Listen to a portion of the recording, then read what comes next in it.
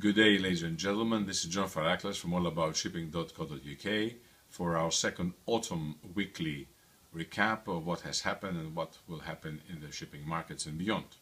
To begin with, we begin with the storms battering England and Wales.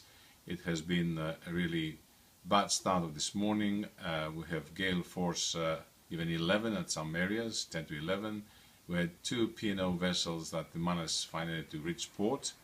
And the most important thing is that we cannot stop this stormy weather. We can only prevent the damages and the collateral damages.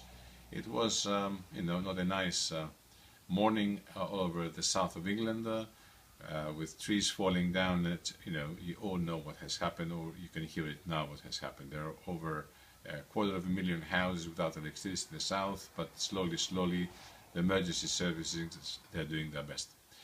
Equally stormy were the markets all through last week. Today's closing of the Baltic Dry Index down to 1,619, minus 52 since last Friday, which was at 1,671, which was down 230 from the previous week.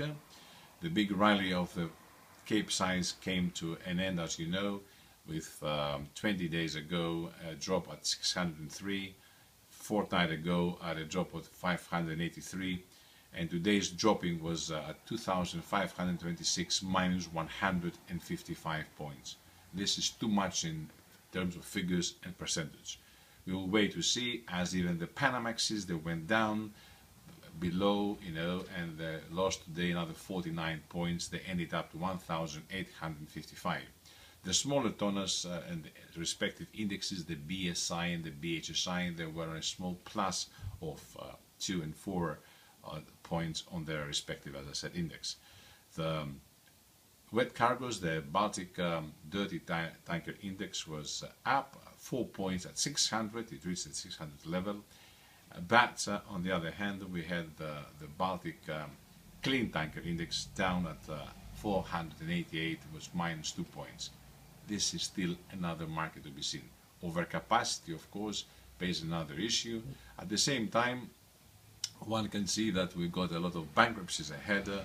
There's not any sustainability, and of course we can see now some of the companies that they've got cash available, like say Diana Shipping, that they are managed to clinch another deal at low price levels. So companies with plenty of cash are now taking advantage of the low market and acquire cheap and good tonnage, and of course young tonnage. Panalpina, for example, did very well on their freight rate markets, and they had better earnings. We are waiting to see what the FMC, the Federal Maritime Commission, will do with the P3 deal, which includes, of course, the major alliance like Maersk, CMA and CGM, and of course the MSC, the Mediterranean Shipping Company. And why not? In a free world, in a free market, we can have companies competing, so why not? I mean, if you want to enter this field of shipping, you must make sure you know how to fight your own war. Last week, London was dominated by Capital Link's Third International Shipping and CSR conference at the heart of London at One Moorgate Place. It was indeed an important issue, and given that the MLC 2006 comes slowly to force, I guess that CSR will be a good tool and is an advantage to the shipping industry. It was also an event that we saw in a special ceremony. Clay Maitland of IRI, International Registries, and NAMEPA being honored for his commitment to sustainable shipping and CSR, and he was awarded, this award was given him by Harry Theohari of North Rose, Fulbright.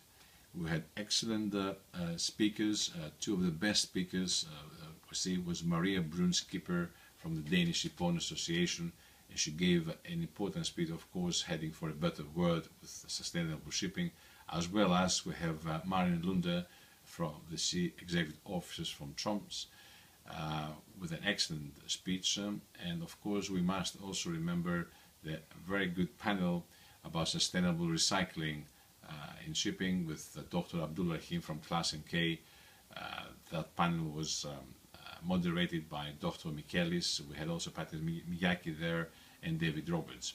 Equally, the panel on the CSR and the technological innovation was moderated by Lloyd Redster, Catherine Palmer, and it received a great applause from the audience. Now we come to the Lampedusa effect, which is an important issue that bothers us. We have more incidents south of Lampedusa and the South Italian Sea, let's call it, north of Africa coast, with more incidents, and this is a shame.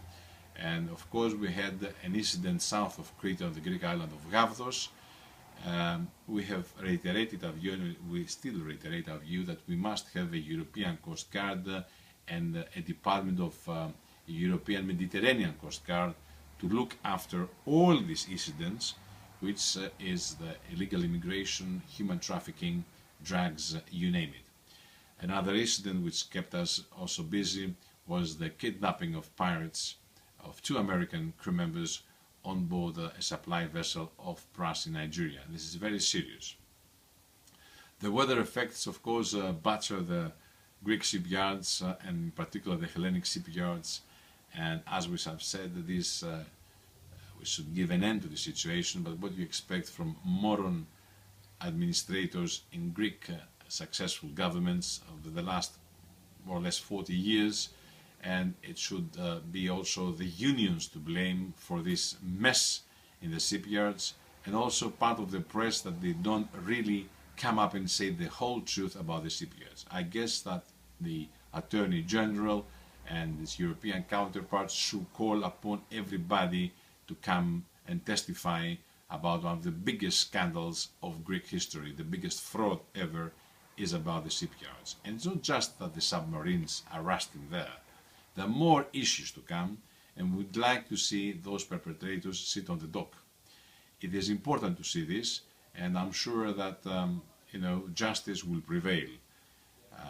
On another tone, we expect to see good prices for new buildings, and it's about time that at the end of the saga, the entire group of the of Greece shipyards will merge together and will benefit the new owners of the yards, the workforce, and the ship owners, Greek and foreigners, who will entrust again these yards to build more ships. Finally, after the Germans, the French, now the Spaniards are upset, we'd like to see an official, of course, response from the US of eavesdropping.